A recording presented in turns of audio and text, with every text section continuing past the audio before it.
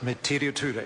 Tēnā koe, Mr Speaker. Tēnā koutou katoa i te whare. Very proud to speak on behalf of the Green Party to the Prime Minister's statement, and a quote from Bill English comes to mind. Is that it? Was that it?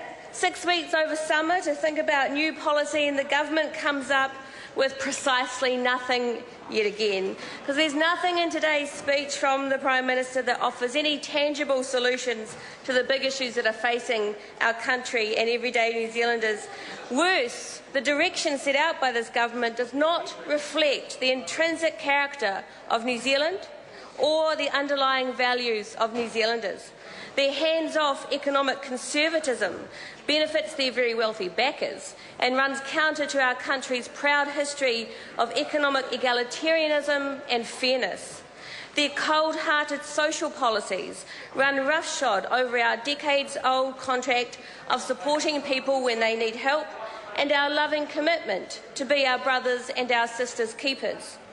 And their short-sighted view of our beautiful environment, our rivers and beaches, forests and national parks, is nothing more than irritating impediments to their exploitative economic agenda. Is like stabbing a knife into the heart of our national identity. It's not who we are, and it's not who we want to be. New Zealanders have a strong and proud national identity. At our best, we are a unique mix of environmental guardians, social reformers and economic innovators. New Zealanders also have a proud tradition of leading and forging an independent path. We weren't the second country to give women the vote, we were the first.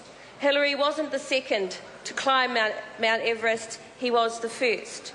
We said no to nuclear even though it damaged our relationship with the then greatest superpower on earth, because it was the right thing to do. We are gritty fighters who regularly punch above our weight. We are constantly striving for a better future that is economically, socially and environmentally richer. But John Key and his government do not reflect who we are. Instead of making us richer in the things that matter, they make us poorer. Because on every important measure, this government is failing, and in their failure, they undermine our heritage, our identity and our potential. So let's look at that failure further. And what better place to start than our economy? New Zealanders are finally waking up to what Americans learned 4 years ago. If you want to destroy an economy, you hand it to an investment banker to run it for you. All of John Key's Wall Street insider knowledge has been used to dazzling disaster on the New Zealand economy.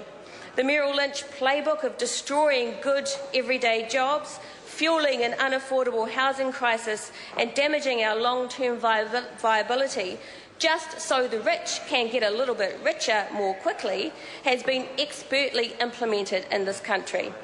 This fallacy that the national government is a good manager of the economy has been proven to be wrong yet again, and the facts speak for themselves. When the national government took office, the unemployment rate was 4.5%, now it's 7.3%. There's been a net reduction of over 40,000 jobs in the manufacturing sector alone. When National took office, the government debt was $40 billion, now it's $82 billion. When National took office, the national savings rate was a very modest 2.1%, now it's 0.7%. And while John Key continues to blame the global financial crisis or Labour for his government's poor economic performance, most of the other OECD countries have just been getting on and managing it.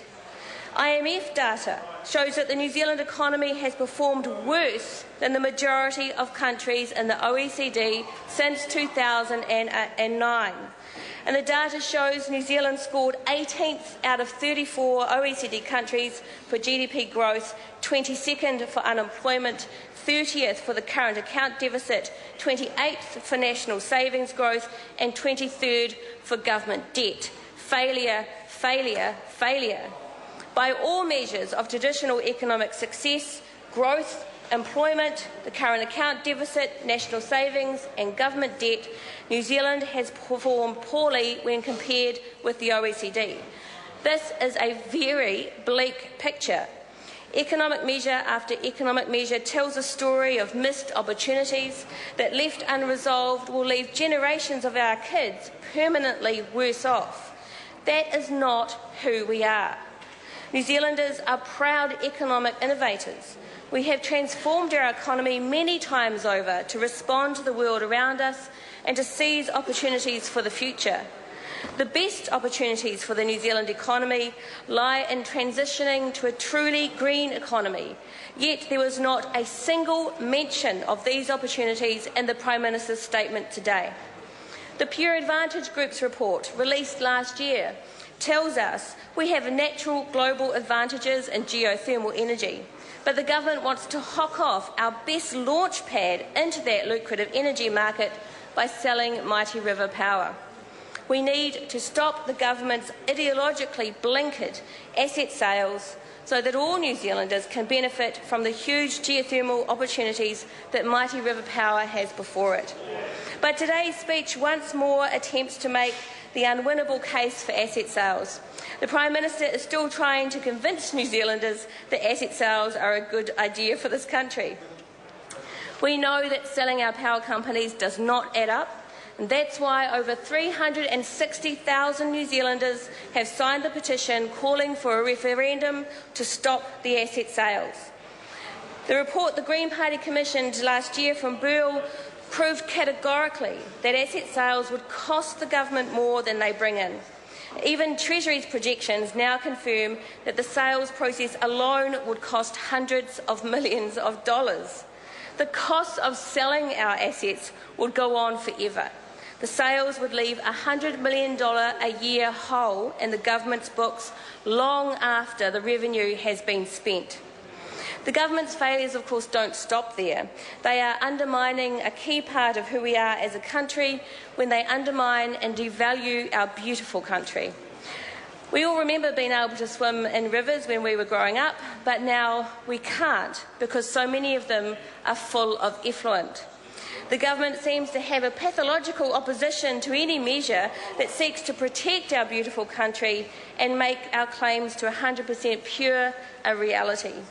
Bringing in Nick Smith for a spot of greenwash window dressing simply won't change that. The so far undertold story of this government is their failure as environmental guardians. Their approach to the environment runs counter to our history and to who we are as New Zealanders.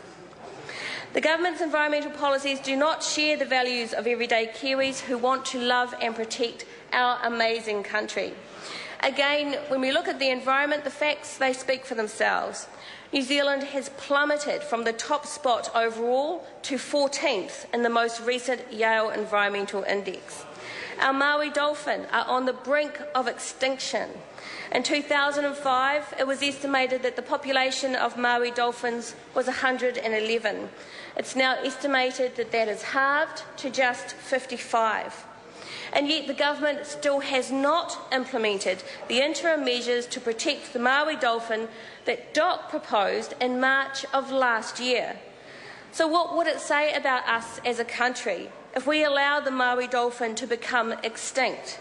How will we explain to our grandchildren that this government was prepared to stand up for the interests of the commercial fishing industry rather than a native dolphin that's relying on us for its very existence?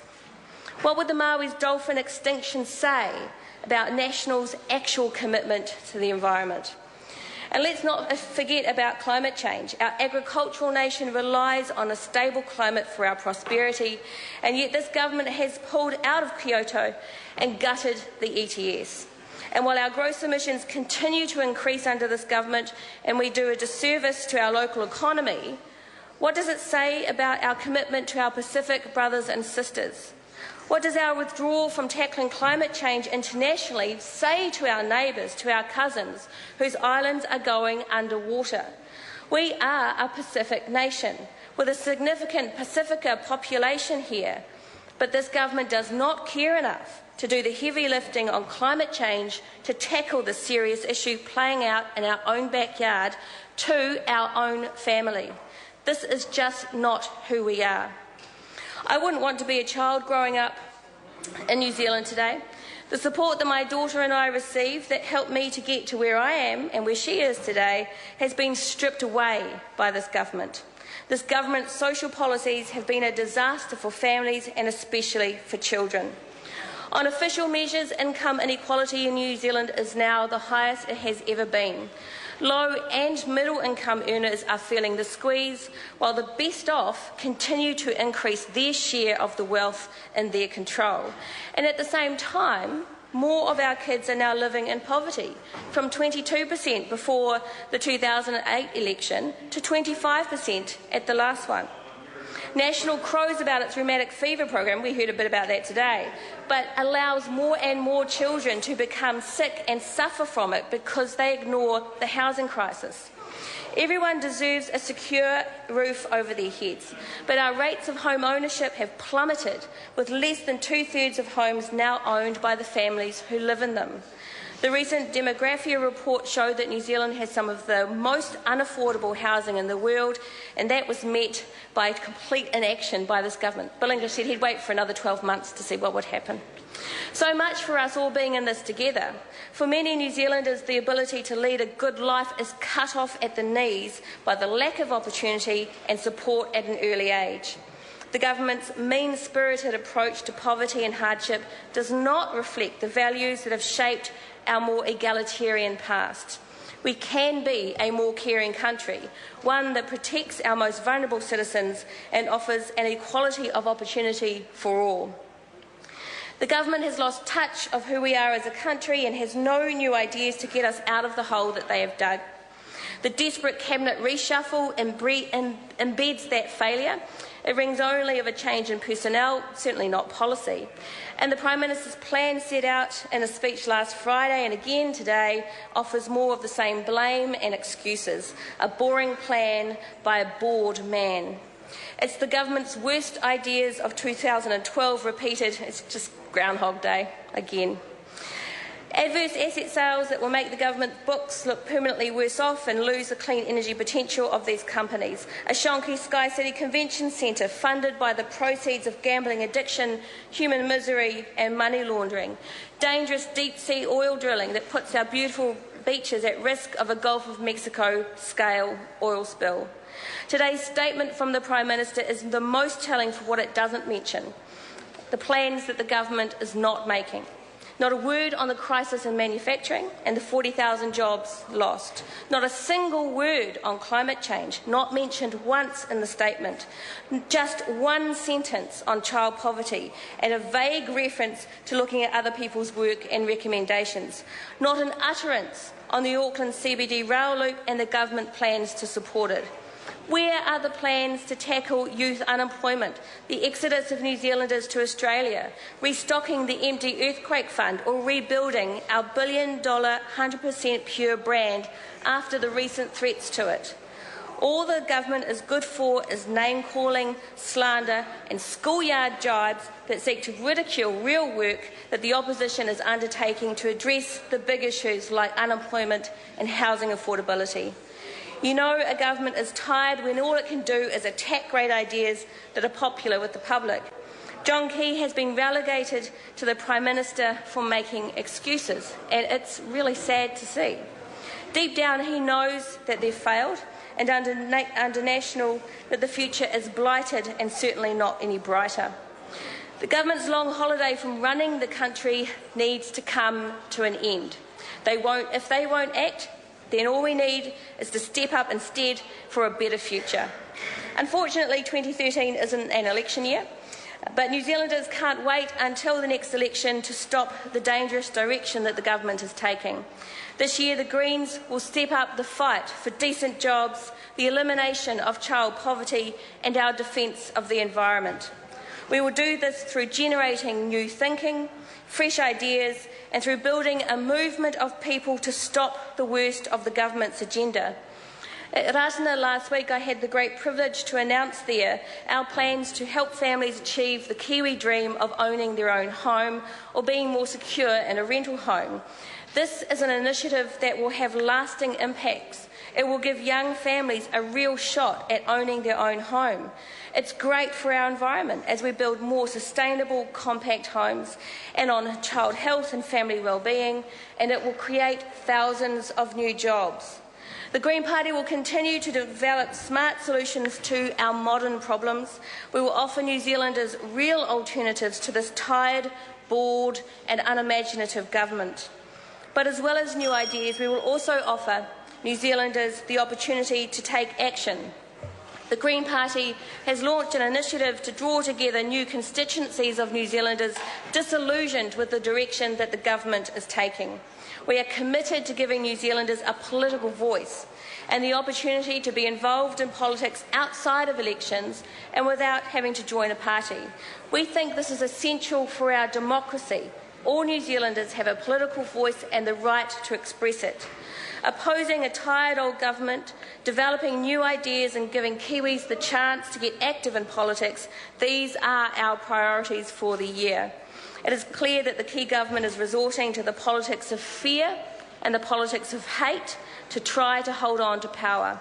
But it won't work because that is not who New Zealanders are. Mr. Speaker, the government may have given up on making this country a great place, but the people have not. Tēnā koutou katoa.